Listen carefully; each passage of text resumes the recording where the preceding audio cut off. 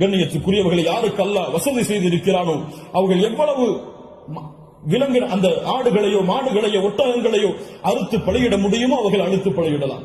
ஒருவருக்கு ஒரு ஆடுதான். ஒரு மாட்டை ஒருவர் முழுவதாக அறுப்பதற்கு அவருக்கு செல்வம் இருந்தால், வசதி இருந்தால் அறுக்கலாம்.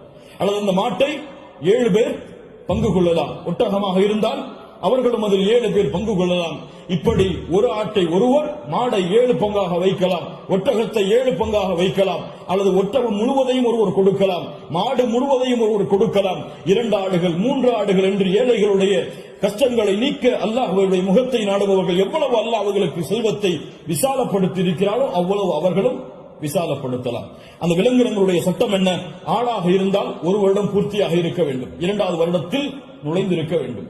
மாடாக இருந்தால் 2 வருடங்கள் பூர்த்தியாக இருக்க வேண்டும், 3வது வருடத்தில் அது நுழைந்திருக்க வேண்டும். ஒட்டகமாக இருந்தால் 5 வருடம் பூர்த்தியாக இருக்க வேண்டும், 6வது வருடத்தில் அது நுழைந்திருக்க வேண்டும்.